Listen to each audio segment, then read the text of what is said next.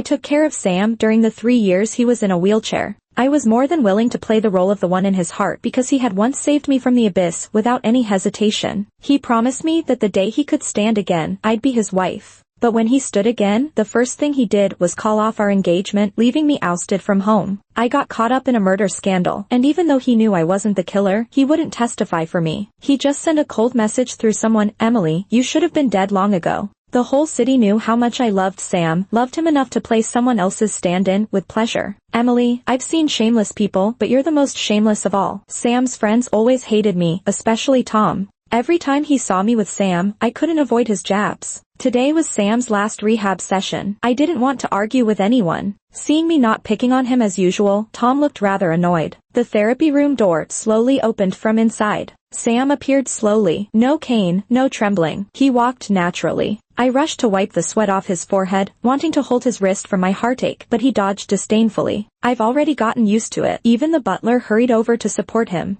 He seemed not to see me, walking all by himself deeper into the corridor. "Emily, how much longer do you think Sam will tolerate you?" Tom mocked in my ear. I pretended not to hear and headed to the parking lot. Yet, he still wouldn't leave me alone, yapping like a grasshopper behind me. "Emily, everyone knows you're throwing yourself at him. How can you compare to Linda?" I paused my steps. No matter how many times I heard this, it still hurt. "Don't worry, when the time comes, I'll naturally leave." I wasn't going to keep getting hurt and still beg like a little girl for a fairy tale dream that doesn't exist. The villa lights were still on. Sam had been back for an hour but didn't tell me. "Emily, aren't you leaving yet? I can stand now." This was our agreement from 3 months ago. As soon as he could stand, I'd move out. I took a long look at him before finally averting my gaze. Understood. Before I could go upstairs, a car horn sounded outside, followed by a heavy voice. "Sam, Richard is gone." My heart skipped a beat when I heard that. The whole family was in turmoil, discussing the will. I sat quietly by the bed, like an outsider. "Emily, if you hadn't caused trouble, Richard would still be alive," Sam said ruthlessly beside me. "How dare you let an old man pay your debt?" I stared blankly at the elderly man in the hospital bed. My heart felt plunged into ice. "Grandpa, you still didn't choose me." The funeral was rushed but still packed with the elite. The so-called mourning was just a guise for benefits and exchanges. I watched coldly, finding it ludicrous. Who would care about an orphan with no parents or family? "Emily, I had all your things thrown away. You carry the smell of death. You don't want to bring bad luck to Sam right after he recovered, do you?" Looking at my soaked luggage by Tom's feet, I laughed silently. They couldn't wait to kick me out. "By the way, just so you know, during the funeral earlier, Sam already annulled your engagement and announced his engagement to Linda." Tom looked at me smugly, hoping I'd freak out. 10 minutes passed, and seeing my indifferent look, he seemed a bit flustered. "Your grandpa just died. Your fiancé publicly canceled your engagement in front of your grandpa's family and announced he's marrying another woman. Aren't you mad?" Seems like he realized this wasn't the right way to go about it. Nothing to be mad about. If it was never mine to begin with, after all this effort, it still isn't mine. There's no point in persisting. "Emily, been looking all over for you. Didn't expect you hiding here." "Spill. How many shares did Grandpa transfer to you?" I was briefly stunned, then quickly figured it out. So this was the pit the old man left for me. My heart ached. 20 years of grandfather-granddaughter relations, and he could abandon it all. More people started questioning me. However many times I said no, they didn't believe me. In the end, they even searched me. All my dignity was stripped away, leaving just my thin sweater on my body. "You're a lowlife, consuming food from our house all these years and not knowing any gratitude."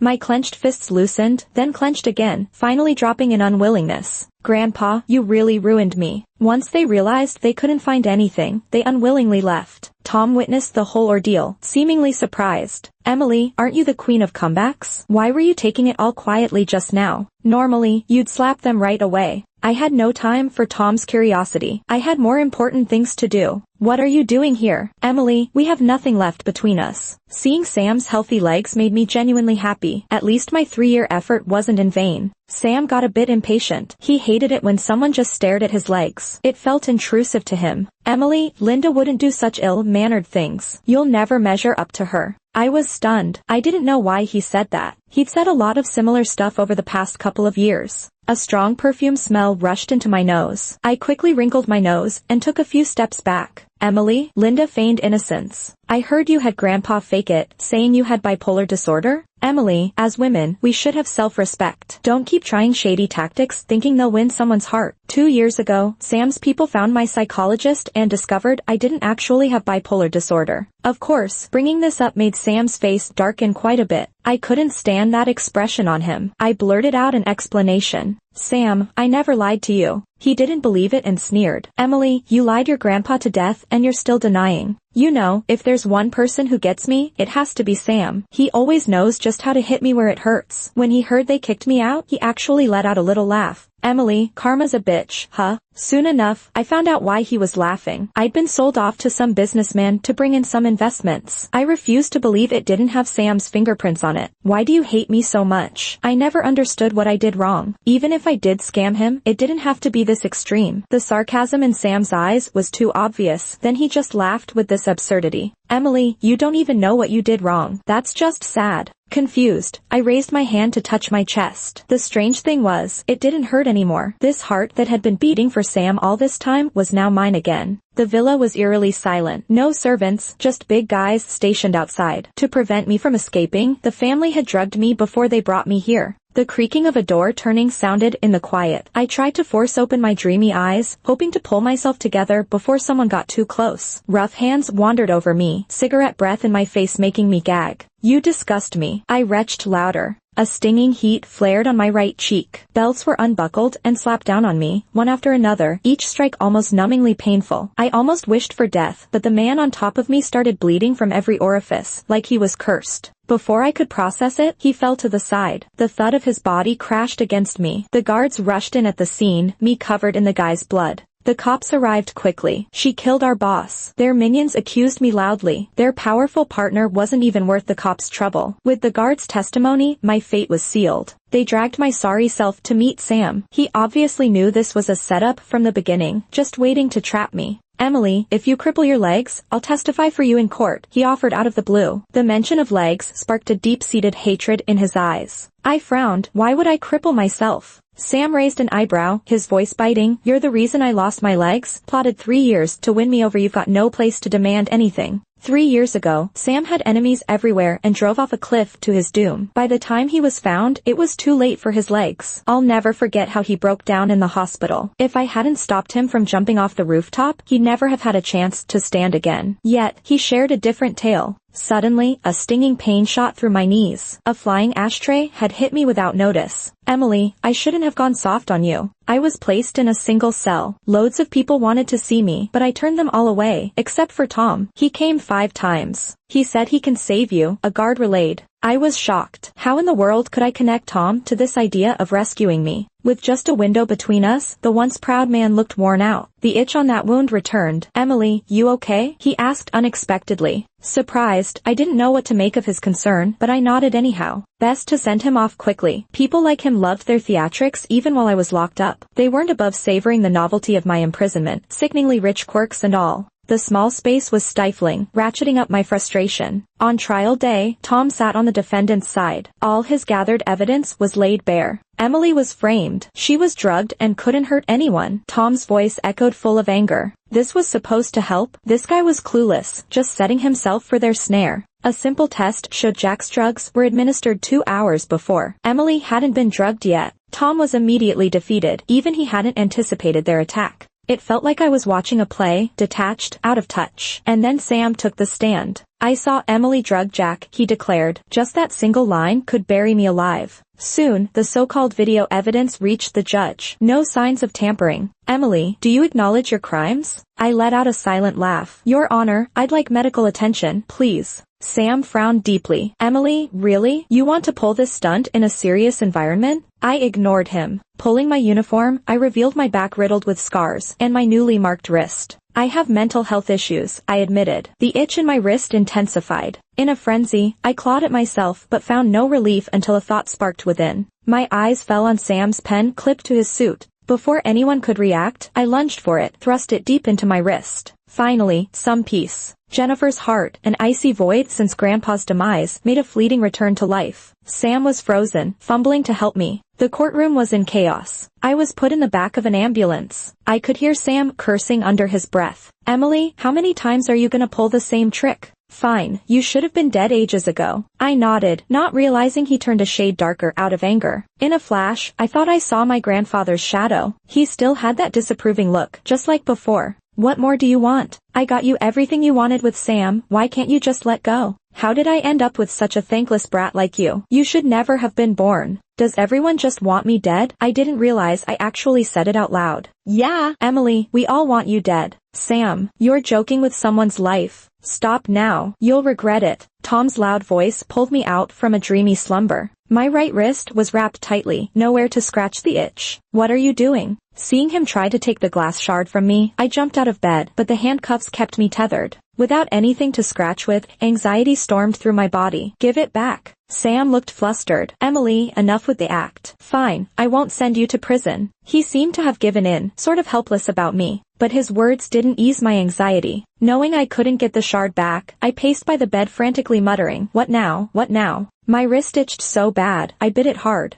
Just when I was going for a second bite, doctors and nurses rushed in and pinned me down on the bed. Once the sedative hit, I lost consciousness. When I woke, the cuffs that tied me to the hospital bed were gone. I instinctively tried to put my hand in my mouth but was halted by a strong grip. "Emily, no more biting," Sam said. Frustrated, I lowered my hand, trying to keep the raging violence at bay. "Why are you still here?" Each word laced with a dismissive tone, but he acted like he didn't hear, pressing the call button. "Mr. Sam, the test results are back," the nurse said. "Miss Emily does have a severe mental illness." Sam froze like a statue, hands still holding onto mine, stuck in place for what felt like ages. I clicked my tongue and shook off his arm, taking the chance to scratch at my wrist until fresh scratches bled, which Sam pulled me back from. "What do you want from me? You're the one who tortured me first." Still lost in the depths of my emotions, he forcefully pulled me from the abyss. "Emily, what's wrong with you? How could you?" Sam's eyes widened, recalling something. "No way. I checked it all. You were lying to me all along." "Are you crazy? I've always been sick." "Yes, I'm a nutcase. Just like that old man, refusing to believe I'm sick."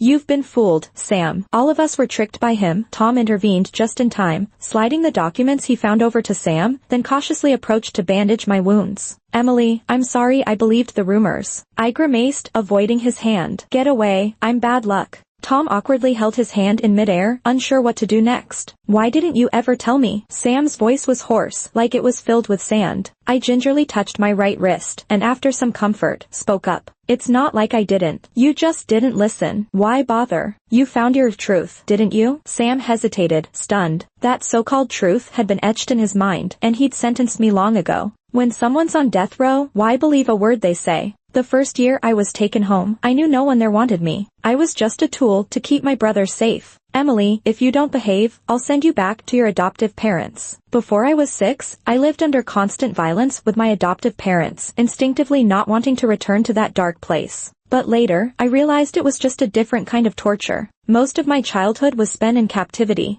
If I showed any defiance, they'd lock me in the small dark room. "Why are you hiding here? Are you scared of something?" That's when Sam appeared, accidentally opening the latch and pulling me out of the dark tool room. "It's okay. If you get scared, find me. I'll protect you." His promise shook the whole family. None dared disobey Sam. At least I wouldn't be locked in the dark room again. I was 15 then. Sam finally remembered our first meeting, trembling hands betraying his emotions. I never knew. I hated seeing that regretful look. What's the point of acting all innocent now that it's happened? What's the verdict? How long is it? I impatiently asked. Mental illness can reduce a sentence to some extent. I had no connections, no power, so it was my only way to lighten my burden. He paused, then realized I was asking about the sentence. Quickly regaining himself, he said, "There's no more case. You don't have to go in. Emily, you're safe now." Sam pulled me into a comforting hug. "Murderers don't have to face the consequences?" I mumbled against his chest. His body stiffened. "Emily, Jack's death isn't on you. Someone else has to pay for that." I laughed bitterly, my heart aching. "Didn't you tell me on the ambulance you wished I'd die?" Sam's comforting hand hung in midair, then he helplessly looked at me cradled in his arms. "Emily, I was speaking out of anger. I never wanted you to die. Men just know how to talk and are always quick to say I told you so. We'll be good from now on. I'll take you home right away." I pulled away from him. "Home? But didn't you guys already throw my stuff out? Grandpa's gone too. What home do I even have?" Tom, who'd been quiet all this time, suddenly looked pale. Same with Sam. But honestly, I didn't have the energy to deal with them right now. Haven't rested well in ages. If I didn't kill anyone, then you guys can just leave. No need to put on a show for me. Believe me, you weren't any saints in my eyes to begin with. But Sam ignored my disdain and insisted on taking me back to the villa. Emily, I know I wronged you a lot, but at least give me a chance to make it up to you.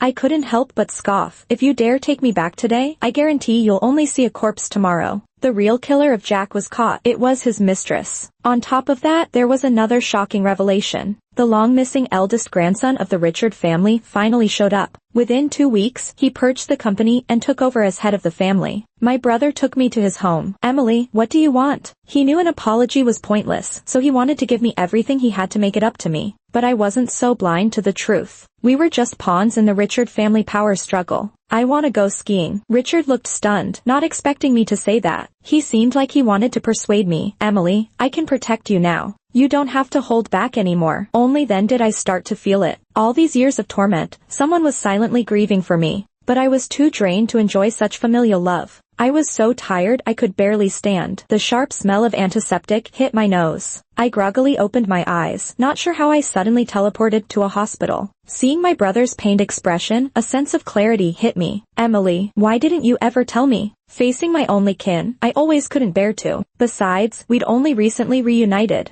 I tapped my brother's hand reassuringly. Who'd have thought he'd be the first to find out? The Richard family made its fortune in pharmaceuticals, solidifying its grip during Grandpa's time. To maintain this top spot, they had to keep evolving. And I became the sole shadow in this bright industry. I was used as the first batch in drug trials to develop new medicine. As a member of the Richard family, sacrifices had to be made. And that sacrifice was pushing their granddaughter into trials for family glory. The old man was quite ruthless. Didn't expect my body to give out so soon though. I thought with my stubborn spirit I'd last till at least 35. The day I was discharged, Sam and Tom showed up. Sam seemed like he'd aged 10 years. He reached out his trembling hands to help, but my brother cut him off. Sam, you don't deserve to get close to my sister. Even though I hadn't been back in years, my brother knew all about what happened. Not believing she was sick was you. Misunderstanding her was you. Promising to marry her was also you. What right do you have to be in front of my sister now? My brother scolded Sam brutally. You're a bastard. The moment you dragged her to court was the moment you lost her. Sam stood frozen. My brother's arrival shattered his dream, forcing him to face reality. I really regret it. Emily, can you give me another chance? I'm begging you, let me make amends. A proud man, he lowered his head and gave up his pride. For others, there's time for a second chance. But my remaining days are numbered, and I don't have space for someone like that. Sam, why should I pay for your sins? Thought he'd give up. Yet, unbelievably, he kidnapped me back to the villa, and practically locked me up in the room. Emily, I'm sorry, I can't let go. A suffocating wave hit me again. Automatically, I tried to put my right hand in my mouth but was stopped in time by someone nearby. Don't worry, once you're healthy, I'll let you go. Emily, let me take care of you. I didn't think Sam would go this far. Loads of medical experts moved into the villa. They monitored me daily and tried to come up with a cure. Yet my worn-out body couldn't handle the constant tests. Quickly, something went wrong with me. Rejection reaction to the meds. Mr. Sam, Miss Emily's body has long been depleted. Are you sure you want to continue? In my opinion, stopping and letting Miss Emily be comfortable in her last days is a kinder choice. That doctor, unsurprisingly, got kicked out by Sam. No way. Emily will live well. You're all useless, just talking rubbish. I didn't have the strength to listen anymore. My energy was drained from those few days. I just wanted a good night's sleep. Sam, why can't you just let me go? Emily, I just want you to live well. Sam, what more do you want to do to my sister until you're satisfied? The pounding in my chest yanked me back from the brink of unconsciousness. Oh, my brother was here. Emily's condition can be saved. My medical team already has a treatment plan. Richard, I have to save her. My brother's anger eased a bit. Sensing his hesitation, I quickly opened my eyes and tugged at his sleeve. It hurt so much. I couldn't hold back the tears from the corners of my eyes. It was just too painful. Really, too painful. I don't want to take medicine anymore, nor do I want all those cold instruments entering my body. It felt like a century had passed. Finally, my brother responded. He said, okay, I can finally have a restful sleep now. This experience was pretty awful. After taking me home, Richard went back to his usual routine. Every day after work, he'd come back to be with me, more punctual than the clock on the wall. Tom wanted to see you. Are you going to meet him? I thought for a while and nodded. There was something only he could help me with. On December 31st, Richard couldn't come back because of a company event. I left home with a small bag. Outside, Tom was waiting for me. His eyes were full of deep pain. Emily, I cut him off with a cold shake of my head. If you say it, I'll go alone. He kept quiet, acting as my silent bodyguard. If it weren't for the language barrier, I wouldn't have asked him for help. The plane landed in a freezing place. I was captivated by the snowy mountains as soon as I stepped off the plane. Tom seemed heavier with worry. Emily, I'm sorry. I ignored him, took my luggage, and went to my room. The sun was setting. I turned down Tom's invitation to dinner. I stayed quietly in the hotel until midnight. The first day of the new year had finally ended. I lay in the snow and slowly closed my eyes, silently apologizing to Richard. I let down the only person in this world who was good to me. Before 28, I didn't even have the freedom to die. After 28, I gained the freedom to live. I found my release. Tom's epilogue.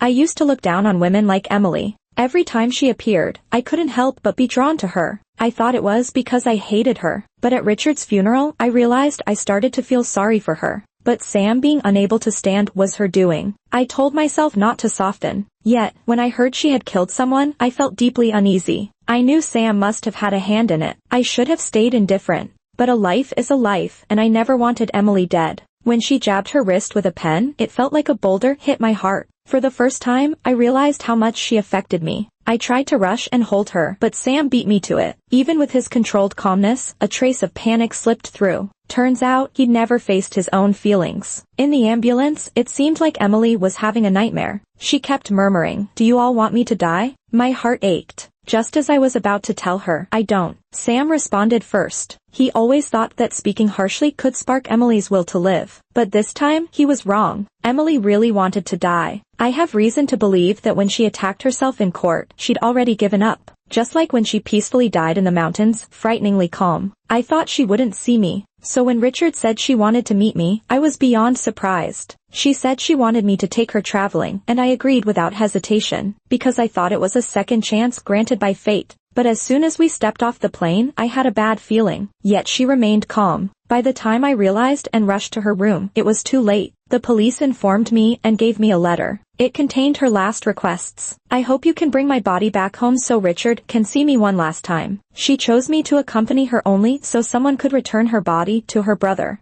Heartbroken, I held her cold body, silently expressing my overdue love. She probably knew what that unfinished sentence was, so she didn't want to hear it. Because I never pitied her, she didn't plan to pity me either. With a calm yet grand death, she got back at all of us, forcing us to live with regret, making me experience the death of someone I loved and never forget. This time, Emily won. Richard's epilogue. I first found out I had a sister when I was 12. At that time, my grandpa was sending me abroad for training. My parents were the least capable of their generation in the family, so naturally, my grandpa pinned all his hopes for the future on me. I pushed myself to the limit just so I could go home sooner and meet my sister. I had seen her pictures. She was cute, but didn't smile much. But even by the time I was 18, Grandpa still wouldn't let me go back, even though I had completed all the tasks he set for me. "Richard, your sister is the pride of this family. She's done what your parents couldn't do." I was genuinely happy for her back then, because she earned Grandpa's rare praise. However, when I saw her lying in pain on that hospital bed, I realized that praise came with unbearable suffering. A girl who'd never been nurtured properly endured all kinds of medical trials. Her endurance surpassed many grown men, but I wish she hadn't pushed through. At least then she wouldn't have faced such immense agony later on. Sam is a bastard. He knew better than to make promises lightly, yet he said he would marry my sister. And he never followed through. He's just a jerk who never considered Emily's feelings. Hearing her cry out in pain nearly drowned me in guilt. Why couldn't I return sooner? I was so looking forward to reuniting with my sister. I had planned to take her skiing once the annual event was over, because she had mentioned wanting to go. I wanted to make up for all the joy she missed out on, but Emily never lived to see it. I'm always a step behind her. I've truly failed as a brother. After Emily's body was brought back home, per her last wishes, I scattered her ashes into the sea. Now no one will find her, or disturb her ever again. I found a letter she wrote for me in her room. She had prepared everything, even knowing she might not make it. Over the years, she was completely worn down. "Richard, don't feel sorry. I finally got to make a choice for myself. You should let your sister fulfill this one wish," she wrote. Besides that, her letter was full of reminders to me. Don't stay up late, don't skip meals. In those brief moments together, it felt like she'd never left my life. Sam wanted to come to her funeral. I had someone send him home with a few bruises. My hope is that in her next life, she's born into a normal family, and that I'll get to be her brother again. Failing to protect her childhood was my failure. Just give me one more chance to be a good brother, okay? A month after Emily passed, she finally appeared in my dreams. I was like an excited kid, hugging her tightly. She really seemed happy. Emily gently patted my head. Richard, don't frown anymore, okay? Emily doesn't like it.